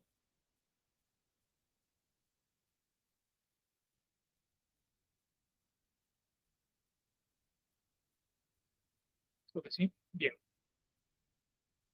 Si ustedes observan, tenemos aquí como una especie de un manto, ¿no? Un manto que no es más que otra cosa que la membrana celular. La membrana celular. Todas las células que tenemos en nuestro organismo están cubiertas o están rodeadas por una membrana celular. Membrana celular. Y esta membrana celular, en su mayoría, está compuesto por fosfolípidos, por un tipo de grasas, fosfolípidos. Cuando se produce un daño, una agresión a estos fosfolípidos, es decir, a la membrana celular, es que se desencadena una serie de procesos o reacciones que se conocen como reacciones bioquímicas. Bioquímicas. Entonces, una vez de que se produce la agresión a nivel de fosfolípidos de membrana, viene o interviene una enzima, ¿no? Que es la fosfolipasa. Y esta fosfolipasa lo que va a hacer es producir, a partir de los fosfolípidos de membrana, el ácido araquidónico. Ácido araquidónico. Bien. Y este ácido araquidónico, por acción de otra enzima, que es la ciclooxigenasa, va a producir o va a dar origen a las prostaglandinas. Prostaglandinas. Aquí interviene la ciclooxigenasa. Produce prostaglandinas. Bien. Y estas prostaglandinas van a originar que se manifieste el dolor, la fiebre y la inflamación. ¿Sí? Es así como a nivel celular, desde la célula se produce el dolor, la fiebre y la inflamación. Entonces, para reducir esas manifestaciones, los AINES, los antiinflamatorios no esteroideos, lo que van a realizar es una inhibición, van a detener, van a bloquear a la ciclooxigenasa, de tal manera de que no se produzca prostaglandinas. Entonces, este proceso bioquímico se corta, ya no se producen prostaglandinas y por ende el dolor, la fiebre, la inflamación van a disminuir, ¿bien? Van a disminuir. Entonces, ese es el mecanismo de acción o la forma, cómo es que los antiinflamatorios no esteroideos van a realizar su efecto farmacológico. Efecto farmacológico. Espero que con esta explicación haya quedado un poco más claro. De todas maneras, vamos a reforzarlo un poco más adelante. Bien, entonces, en términos generales, podemos decir que los AINES realizan una inhibición de la enzima ciclooxigenasa, impidiendo que ocurra el metabolismo o la formación de ácido araquidónico y por consiguiente la formación de prostaglandinas. Y de esa manera disminuye el dolor, la fiebre y la inflamación. ¿Bien? Aquí tenemos otro gráfico, tenemos el ácido araquidónico, por acción de la ciclooxigenasa, origina prostaglandinas y las prostaglandinas van a producir el dolor, la inflamación y la fiebre. Sin embargo, para que esto no ocurra, los AINES van a inhibir, van a bloquear a la ciclooxigenasa, Puede ser tanto la ciclooxigenasa 1 o la de tipo 2, ¿no? De tipo 1 o la de tipo 2. Por eso es que existen también diferentes tipos de AINES. Diferentes AINES. Bien. Entonces tenemos aquí también una clasificación de los AINES de acuerdo al tipo de enzima o de ciclooxigenasa que van a inhibir. De manera general, aquí les muestro aquellos AINES que son inhibidores no selectivos, es decir, que pueden tanto inhibir o bloquear la ciclooxigenasa 1 como la ciclooxigenasa 2. Ahora, también el grado de inhibición de una u otra enzima es variable dependiendo del tipo de AINE. Tenemos dentro de este grupo inhibidores no selectivos de la ciclooxigenasa a la famosa aspirina, o cuyo principio activo es el ácido acetil salicílico. El ácido acetil salicílico. Ahora, la aspirina o el ácido acetil salicílico es un inhibidor irreversible, es decir, que se une o bloquea la ciclooxigenasa de una manera tan fuerte de que lo hace reversible hasta que se sinteticen nuevas ciclooxigenasas o se produzcan nuevas ciclooxigenasas, ¿no? Ya que la unión que se establece es de tipo covalente. La unión es de tipo covalente. Y este tipo de enlace covalente es una unión fuerte. Pero también tenemos otros AINES como el naproxeno, la indometacina, ibuprofeno, ketorolaco y piroxicam. Estos también son inhibidores no selectivos, tanto pueden actuar a nivel de la ciclooxigenasa 1 como de la ciclooxigenasa 2, pero son reversibles. Es decir, pasado un tiempo, se desligan de la ciclooxigenasa. Puede recobrar su papel funcional. Y también tenemos a los inhibidores selectivos de la ciclooxigenasa 2, es decir, aquellos AINES que son específicos para la inhibición de la ciclooxigenasa tipo 2. Dentro de este grupo tenemos al celecoxib y al etoricoxib. Se unen de manera selectiva a la ciclooxigenasa de tipo 2. Ahora, ¿qué diferencia también podemos encontrar entre aquellos que no son específicos, no son selectivos y aquellos que son selectivos? Es que los de tipo no selectivos, al actuar tanto sobre la COX-1 como sobre la COX-2, pueden originar reacciones adversas asociadas a este tipo de ciclooxigenasa, como por ejemplo pueden provocar irritación gástrica, pueden provocar daño a nivel renal, también daño a nivel cardiovascular. Los de tipo COX-2 presentan menos posibilidad o nula posibilidad de ser gastrolesivos y también menos irritantes a nivel de la mucosa gástrica, pero tienen también tienen el potencial de ser dañinos a nivel cardiovascular. ¿Por qué? Porque este tipo de fármacos, como el celecoxib, etoricoxib, lo que pueden provocar es agregación plaquetaria, formación de coágulos. Y eso puede originar daño a nivel cardiovascular. Esa es una de las diferencias, ¿no? Por otro lado, también, la afinidad que tienen estos AINES es, de manera general, para procesos inflamatorios y de dolor de diversas partes de nuestro cuerpo, ¿no? En cambio, los de tipo 2 son un poco más selectivos para dolores osteoarticulares, como artritis, artrosis, entre otros. La farmacocinética, de manera general de los AINES, podemos ver de que la vía de administración es variable, ¿no? Dependiendo del tipo de AINE. Podemos encontrar una vía por vía de administración por vía oral, ¿no? Por ejemplo, tabletas, jarabes, gotas, también por vía parenteral, en ampollas, ¿no? Por ejemplo, ahí tenemos el metamizol sódico, el diclofenaco, el meloxicam, ¿no? O también puede ser por vía tópica, es decir, por ejemplo, puede ser en gel, puede ser una crema, un ungüento, ¿no? Dependiendo del principio activo, de la compatibilidad que tengan con los excipientes, se puede administrar tanto por vía oral, parenteral, como también por vía tópica. En cuanto a la absorción, la mayoría de los AINES son de naturaleza ácida. Esto quiere decir que la absorción va a ser mayor y completa cuando una persona se encuentra con el estómago vacío, sin alimentos.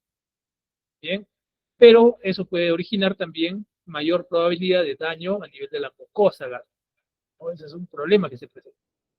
Entonces, de manera general, los AINES se absorben de manera rápida y completa por la vía oral y ofrecen una buena biodisponibilidad.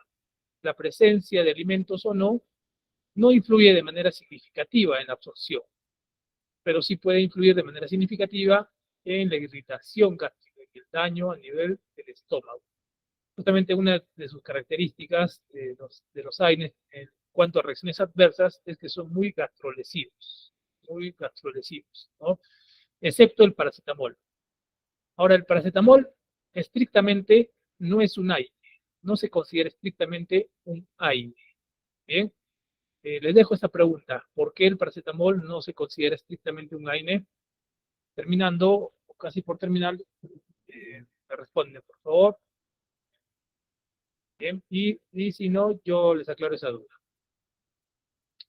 Eh, la magnitud de absorción, nos dice, puede estar influenciada por la presencia de alimentos y la forma farmacéutica, ¿no? Pero la presencia de alimentos, como les indicaba, no influye de manera significativa.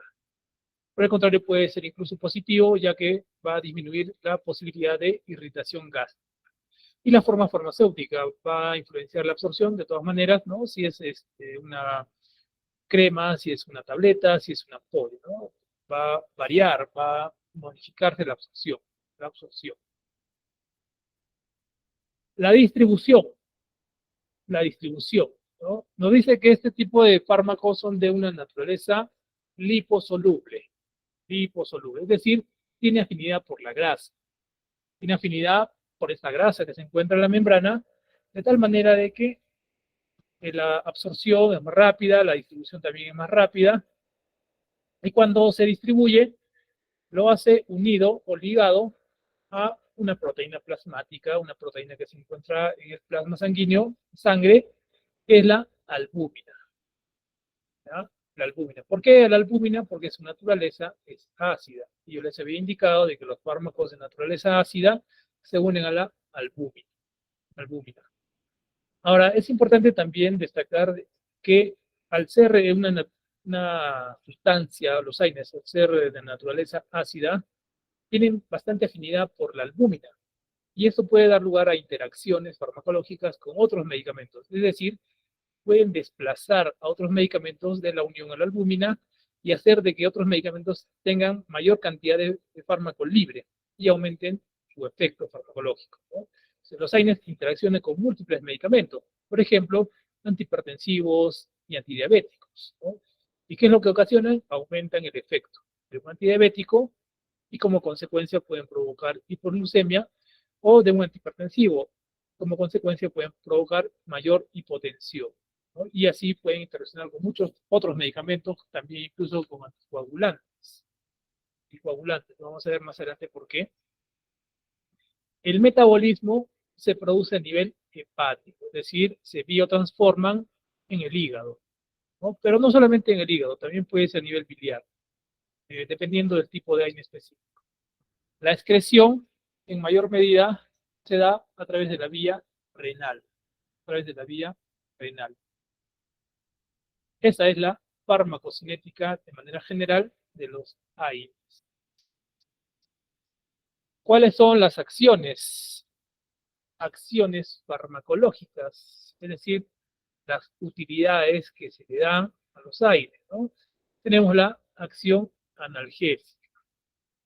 De manera específica, los AINES no actúan sobre algún tipo de dolor en especial, no, actúan de manera general, ¿no? en dolores de diferentes causas, manifestaciones, o de manera general, eh, pero también no quiere decir que actúen en todo tipo de dolor, ¿no? Hay dolores, por ejemplo, de origen neuronal, como una neuralgia trigémino, ¿no? Y en ese tipo de afecciones los AINES no van a hacer efecto. No van a hacer efecto. Pueden servir como coadyuvantes, pero no van a aliviar ese tipo de dolor porque es dolor de tipo neuronal. Pero en otro tipo de dolor, por ejemplo, dolor de muela, dolor de cabeza, dolor de articulación, dolor de espalda, dolor de otros tipos, sí, sí van a ejercer su efecto, ¿no? A nivel periférico, a nivel de extremidades, a nivel, incluso también a nivel central, ¿no? El paracetamol justamente es el que actúa a nivel central, el sistema nervioso, puede aliviar los dolores, por ejemplo, dolores de cabeza, o de neuralgia, o dolores por ejemplo, migraña, ¿no? Ayudan en el alivio de este tipo de dolor, como también el ácido salicílico, entre otros, ¿no? Justamente ¿por qué? Porque por la inhibición de las prostaglandinas, ¿no? Por la inhibición o la disminución de la formación de prostaglandinas. A nivel central, el efecto se va a dar por acciones de la inhibición de prostaglandinas sobre el hipotálamo. Sobre el hipotálamo. Algo importante en relación a la acción analgésica de los AINES es que presentan un techo terapéutico. ¿Qué quiere decir techo terapéutico? Quiere decir que tienen un límite. Se puede utilizar un analgésico para aliviar el dolor con una dosis terapéutica, ¿no? Y si se aumenta la dosis, va a disminuir también el dolor, ¿no? De una manera más eficiente hasta llegar al límite de la dosis permitida. Pero si se sigue aumentando, ya no va a producir mayor disminución del dolor. Por el contrario, va a producir daño, va a producir toxicidad. ¿Y a qué se debe esto? A que los AINES presentan un techo terapéutico, es decir, tienen una dosis máxima permitida. Ya no se puede utilizar más de esa concentración, de esa cantidad. Si se utiliza más, no se espera que tenga mejor efecto. Por el contrario, lo que va a ocurrir es mayor daño. ¿Bien? Mayor daño. Hablando justamente de ello, el paracetamol, cuando se utiliza en dosis máximas permitidas, más de la permitida, en adultos es 4 gramos al día y en niños 2 gramos al día, pues este medicamento, el paracetamol, se caracteriza por ser muy hepatotóxico. Hepatotóxico. No es gastrolesivo, ¿no? Hay una mínima posibilidad de irritación gástrica, de daño a la mucosa gástrica, pero sí puede ocurrir hepatotoxicidad. Hepatotoxicidad. Bien. En otros casos, dependiendo del tipo de medicamento, puede provocar otros daños, ¿no? Por ejemplo, ulceraciones, sangrados, puede provocar daño renal, daño neuronal, dependiendo de la concentración y dependiendo del tipo de analgésico. Tipo de analgésico. Entonces, no se debe utilizar más de las concentraciones necesarias para aliviar el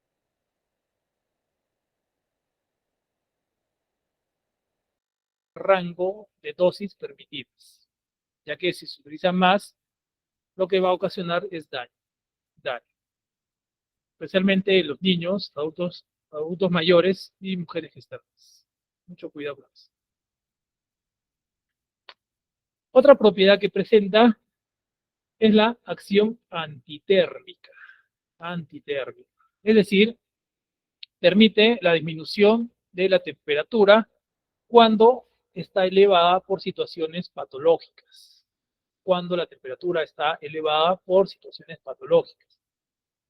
Como por ejemplo una infección, como ya habíamos indicado, a nivel central, lo que va a producir es una inhibición también de prostaglandinas, ¿no? Sobre el centro termorregulador del área preóptica del hipotálamo, ¿no? De tal manera de que el exceso de temperatura la va a disminuir para que se encuentre dentro de un rango normal, ¿no?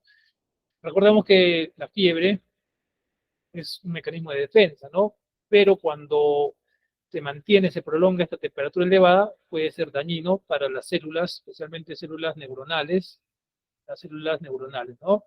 En niños y en adultos también. Igual un adulto también, si tiene una fiebre muy elevada de 40 grados, también puede convulsionar y también se va a producir daño a nivel del sistema nervioso. Hay que tener mucho cuidado de ello. Ahora, de igual manera, también, como habíamos indicado en la lámina anterior, existe un techo terapéutico. Es decir, se puede utilizar hasta una dosis permitida. Más de esa cantidad, lo que va a provocar es daño. Y en relación a esta acción antitérmica, ¿no? En vez de disminuir la temperatura, puede aumentar la temperatura, ¿no? Un AINE, cuando se utiliza en concentraciones elevadas, más de lo permitido, en vez de disminuir la temperatura, lo que puede provocar es un aumento de temperatura, lo contrario, ¿no? Es algo contradictorio, pero ocurre ello por una intoxicación, ¿no? Una intoxicación se puede dar. Bien, aquí recordemos que la fiebre, la temperatura elevada, siempre es por una causa, ¿no? Una causa que puede ser un microorganismo, infección o de algún otro tipo. Entonces, no solo con el uso de medicamentos se va a controlar la temperatura, sino también eh, tratando lo que ha originado esa elevación de temperatura. Dentro de los medicamentos que tienen mayor propiedad antipirética o antitérmica, se encuentran tanto el paracetamol como el metamizol sódico. También hay metamizol magnésico, ¿ya? Pero este medicamento, el metamizol, ¿no? A pesar de que es muy buen antipirético, es decir, disminuye la temperatura, la fiebre rápidamente, también es nocivo, es dañino. Incluso en otros países no se utiliza.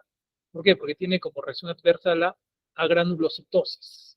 Puede dañar, ¿no? Un tipo de células blancas, glóbulos blancos, los granulocitos, y eso puede ocasionar una disminución del sistema inmunológico, que puede incluso llegar a ser mortal, ¿no? Entonces, este medicamento es como una segunda opción, metamizol. La primera opción es el paracetamol, en el caso de que se requiera un antipirético, paracetamol, como segunda opción es el metamizol. La acción antiinflamatoria a nivel periférico, ¿no? Se da los tejidos, digamos, indicados por la inhibición en la producción de prostaglandinas. Esta acción antiinflamatoria se va a dar a nivel periférico, ¿no? Los tejidos dañados, tejidos inflamados. Dentro de los medicamentos que presentan propiedad antiinflamatoria, la mayoría de todos los AINES tienen en mayor o menor grado esta propiedad antiinflamatoria, excepto el paracetamol. El paracetamol solo es analgésico y antipirético, y los demás AINES tienen las tres propiedades: analgésico, antiinflamatorio y antipirético, pero en mayor o menor grado, ¿no? Dentro de los que tienen mejor acción antiinflamatoria, podemos citar al naproxeno, al diclofenaco, al ibuprofeno, al ácido acetilsalicílico. Bien. Ahora, algo para detallar o recalcar es que cuando se utiliza con fines analgésicos para aliviar el dolor, el uso es cuando sea necesario, solo cuando es necesario. Bien, Pero cuando se utiliza con fines antiinflamatorios, el uso debe ser eh, más prolongado para poder obtener el efecto antiinflamatorio. Con una sola dosis no se va a obtener rápidamente un efecto antiinflamatorio sostenido en el tiempo. Entonces tiene que utilizarse de manera prolongada, ¿no? Dependiendo esto también de las indicaciones de un médico, ¿no? Puede ser de 3, 5 días, incluso muchos casos como de artritis reumatoidea lo utilizan por más tiempo, pero no es aconsejable un uso muy prolongado, ¿no? Sin un control adecuado. ¿Por qué? Por sus reacciones adversas, que vamos a ver más adelante. Bien, entonces, para conseguir un efecto antiinflamatorio se debe utilizar por un tiempo mayor. El uso debe ser secuencial por un tiempo mayor, ¿no? Para que pueda alcanzar concentraciones terapéuticas sostenidas en el tiempo, ¿no? Con dosis secuenciales, cada 12 horas, cada 8 horas. Bien, que se mantengan las concentraciones a nivel plasmático.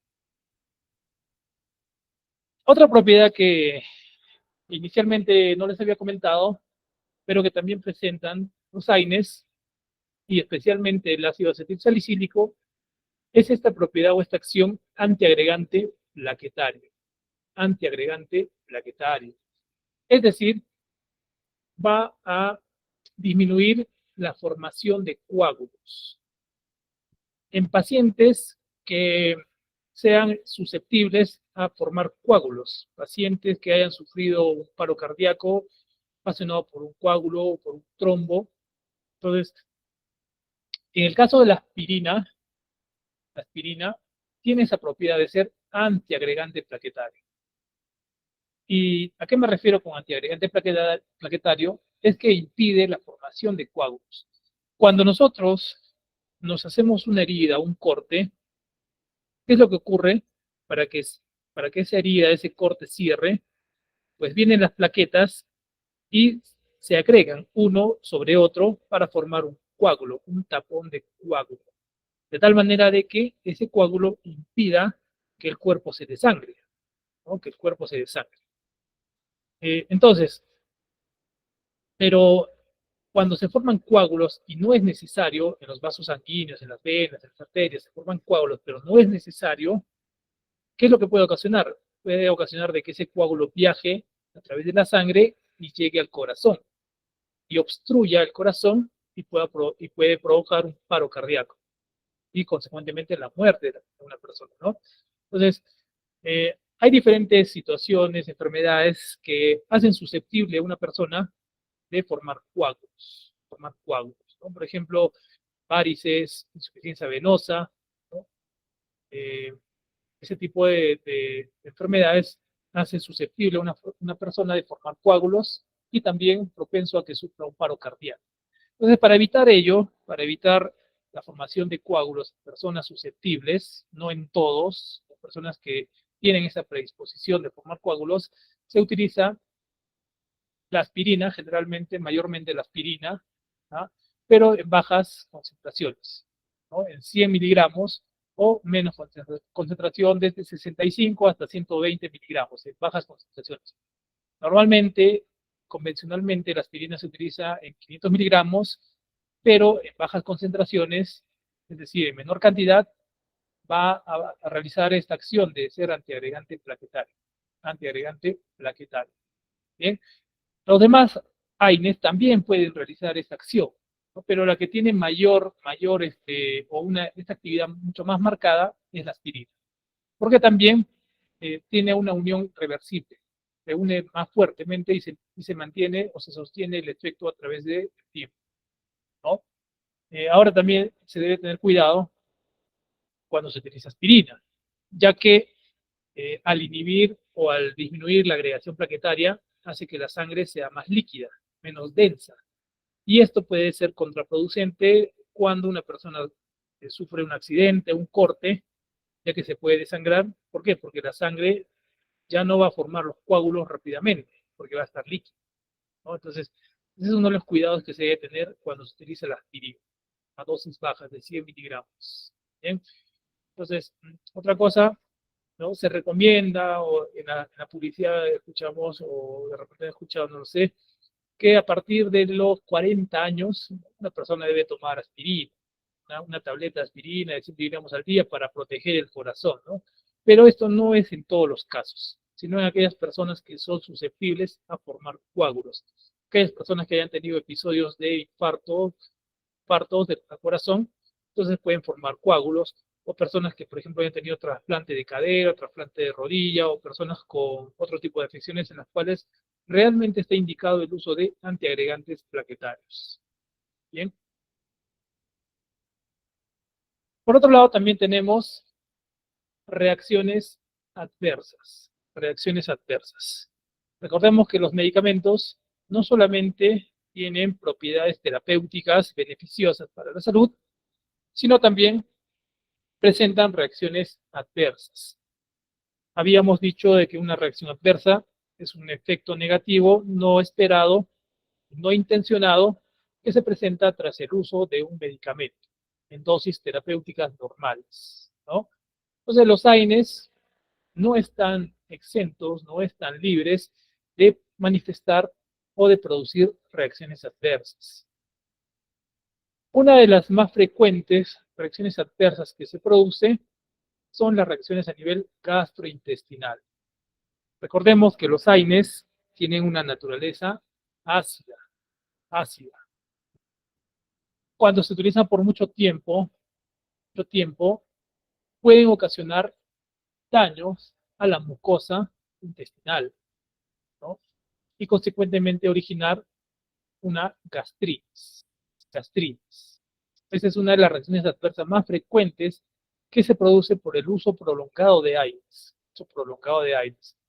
Hay muchas personas que al sentir un dolor, algún tipo de molestia, sea por ejemplo fatiga muscular, dolor de cabeza, cualquier tipo de dolor, tiene muy habituado consumir analgésicos. El uso de analgésicos es bastante prevalente, es decir, se utiliza bastante.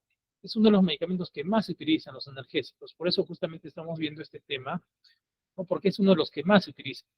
Pero el uso prolongado de este tipo de medicamentos trae como consecuencia daños.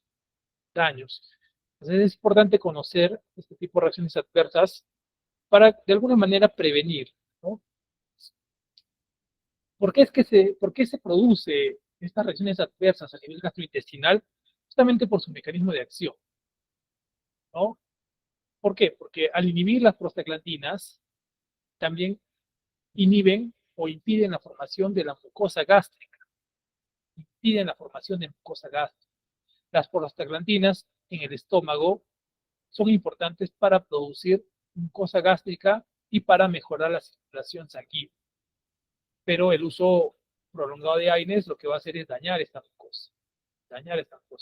Adicionado a ello, también su naturaleza ácida, cuando se une y se disuelve por el ácido clorhídrico, pues hace que se resulte una sustancia mucho más ácida que de lo normal, ¿no? De lo normal. Y esto incluso puede empezar con una gastritis y puede ir, si no hay un tratamiento adecuado, si no se descontinúa el uso del AINE, puede ocasionar una úlcera gástrica, una úlcera péptica, e incluso puede ocasionar la perforación gástrica, ¿no? Y este tipo de reacciones adversas o manifestaciones se van a producir por dosis exageradas. Hay muchos casos, situaciones en las cuales puede dar, por ejemplo, consumo de medicamentos como AINES con fines suicidas. Entonces, ¿qué puede pasar? Puede perforar el estómago. Imagínense consumir 10, 20 tabletas de aspirina, eso puede ocasionar una perforación gástrica y daño a muchos otros órganos. ¿Por qué? Por su naturaleza ácida. Bien, entonces, recomendable no utilizar más del tiempo indicado, tiempo debido, los analgésicos, ¿no? Por tiempos prolongados es preferible no utilizarlos. Siempre también recomendable, ¿no? Tener una evaluación y un control por un médico. Bien. Y también cuando se consumirlo preferentemente después de los alimentos, con el estómago, ¿no? Con alimentos, ¿no? Para disminuir la lesión.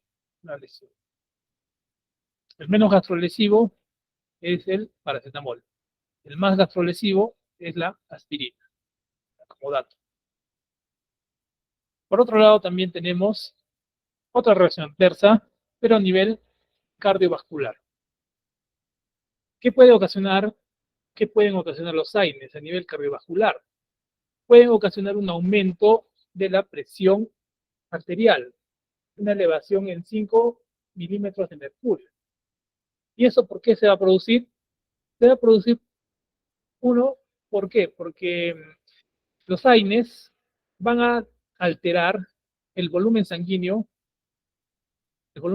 ya que pueden interferir con la función de los riñones, de tal manera de que puede aumentar ese volumen sanguíneo, la presión arterial, ¿no? Pueden hacer de que a mayor volumen el corazón tenga que bombear con mayor fuerza. De esa manera es que se aumenta la presión arterial.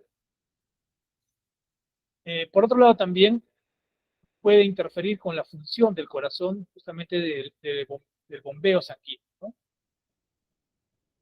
Y a la vez también los AINES, como les indicaba, interaccionan con los antihipertensivos, ¿no? Como el captopril, enalapril, y eso también va a interferir con el funcionamiento normal del corazón. Otro tipo de reacciones adversas son las que se presentan a nivel renal. Los vasos sanguíneos de los riñones son pequeños, bien pequeños y finos, muy finos, que cuando se utiliza analgésicos en altas concentraciones, esos vasos sanguíneos se dañan, de tal manera de que los riñones no reciben una adecuada irrigación sanguínea, y eso puede provocar un daño irreversible, como por ejemplo una insuficiencia renal aguda, una nefrosis o una nefritis intersticial, ¿no? Eh, y ello también va a repercutir justamente en la función cardiovascular, porque recordemos que los riñones también interfieren en la regulación de la presión arterial y en la regulación del balance hidroelectrolítico, es decir, la regulación del agua y electrolitos, el sodio, el cloro y el potasio. Entonces, no es recomendable también el uso excesivo de AINES, ¿no?, en personas, especialmente que tengan problemas renales, y también en personas que no los tengan. ¿Por qué? Porque el uso excesivo y prolongado puede ocasionar daños a nivel renal de manera irreversible o de manera reversible. Una insuficiencia renal aguda o puede llegar a ser crónica, ¿no? Esto le puede pasar a una persona, incluso hasta personas que conocen y saben del tema. Por ejemplo, yo he visto casos en hospitales cuando yo realizaba internado, un médico incluso que ha utilizado diclofenaco por vía intramuscular, pero de manera excesiva, lo cual lo llevó al hospital por una insuficiencia renal aguda, ¿no? Insuficiencia renal aguda. Entonces, se puede dar esa situación. Por ello, es recomendable siempre el control, evitar el uso prolongado y solo utilizarlo por el tiempo que ha sido recetado, el tiempo que se debe utilizar, no más de ello. También es importante evitar la automedicación responsable, ¿no? Como le decía, este tipo de medicamentos lo utilizan para disminuir, suprimir el dolor, la inflamación, pero sabemos que hay otras causas que están originando esa afección. Entonces, no solamente es el uso de AINES, ¿no? También tratar la causa que origina esta manifestación, esta enfermedad, ¿no? O alguna enfermedad que puede producirse. Otro tipo de reacciones adversas van a ser las que se presentan tanto a nivel hepático, ¿no? Habíamos dicho de que dentro de los medicamentos que provocan más daño a nivel del hígado está el paracetamol. Paracetamol es el más hepatotóxico. El paracetamol, cuando se utiliza en dosis excesiva, puede provocar una hepatitis fulminante, ¿no? Una insuficiencia hepática, ¿no? Entonces, también es importante tener cuidado en el uso de este medicamento, especialmente en niños, en neonatos, lactantes o en adultos mayores, ya que este tipo de poblaciones, sabemos por la edad, sus características tienen deteriorados o incompleto el funcionamiento, ¿no?, a nivel hepático. El funcionamiento a nivel hepático. Uno por el desarrollo y otro por el deterioro, ¿no? También se pueden dar reacciones adversas a nivel hematológico, es decir, a nivel de la sangre, ¿no? Por el efecto antiagregante plaquetario. Cuando se produce un efecto excesivo de antiagregación plaquetaria, puede provocar sangrados excesivos, especialmente si se utiliza con anticoagulantes. Se potencia el efecto. Hay un sinergismo, pero un sinergismo negativo. Es decir, se produce un daño, mayor sangrado, y eso puede dar lugar a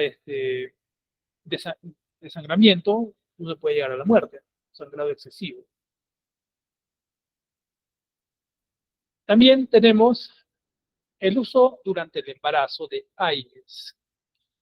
¿Qué precauciones se debe tener, ¿no? en los medicamentos antiinflamatorios no esteroideos durante el embarazo?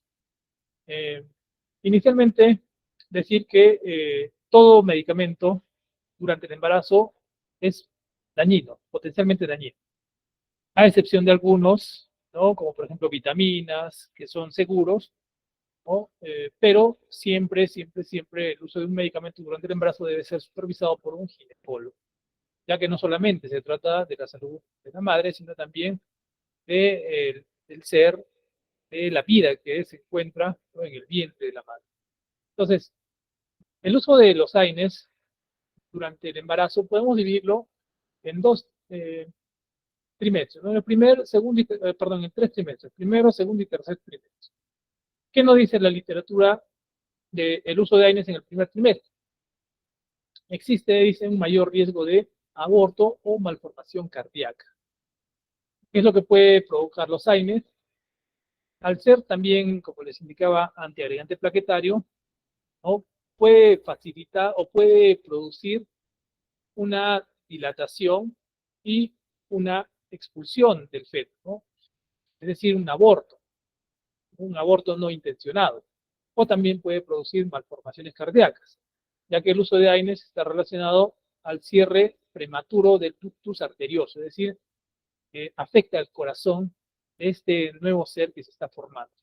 Entonces, claro, pueden nacer, pero con un problema cardíaco, ¿no? Esto se utiliza durante el primer trimestre, ya que en el primer trimestre, durante las primeras 8 semanas, es donde se produce la organogénesis, es decir, la formación de los órganos. Entonces, es de mucho cuidado el uso de medicamentos durante este primer trimestre, ya que puede modificar o puede alterar la formación del feto, ¿no? ¿Y qué pasa durante el segundo y el tercer trimestre? Puede exponer al feto a toxicidad cardiopulmonar, ¿no? De igual manera, como les indicaba, por cierre prematuro del ductus arterioso e hipertensión pulmonar. Y cuando la madre se encuentra al final del embarazo, en el último trimestre, puede ocasionar que el parto se prolongue.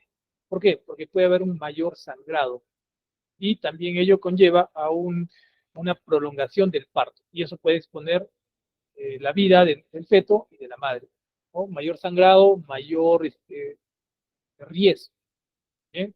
Y a la vez también a una prolongada, una inhibición de las contracciones uterinas, ¿no? Eso es lo que puede provocar una prolongación del parto. Entonces hay que tener cuidado con el uso de medicamentos en general durante el embarazo. En el segundo trimestre, dentro de los AINES más seguros está el paracetamol, en el segundo trimestre, ¿no? En situaciones, por ejemplo, que se presenten algún tipo de dolor o algún tipo de manifestación de fiebre, se puede utilizar el paracetamol, ¿no? Es uno de los más seguros durante el embarazo, pero hay que tener en cuenta los trimestres y de preferencia siempre una evaluación por parte de un ginecólogo, ¿no? Ginecólogo. El que sí es más dañino, es el más, con el que se debe tener más cuidado es con la aspirina durante el embarazo, ¿sí? Con la aspirina. Tiene mayor efecto antiagregante plaquetario, tiene mayor probabilidad de producir el cierre prematuro del ductus arterioso y también de producir hipertensión pulmonar, daño renal. Bien, muy bien. Hasta aquí Hasta aquí. Quisiera saber si hay alguna duda, una pregunta.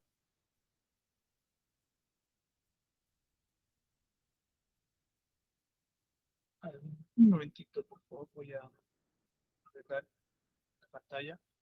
Ya está, muy bien. Sí, adelante, preguntas. Dexametasona.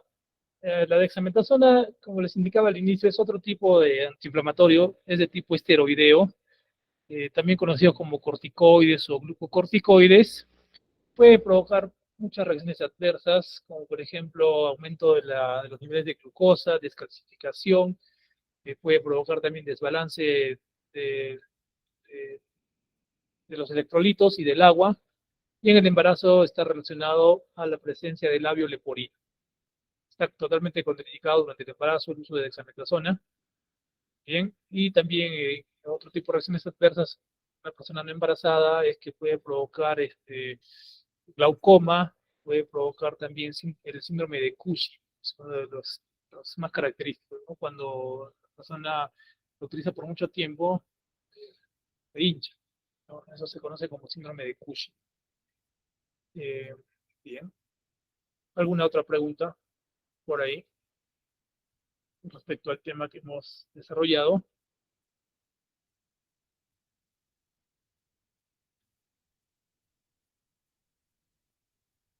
Si quedó todo claro, por favor, con una reacción o algún mensaje por el chat.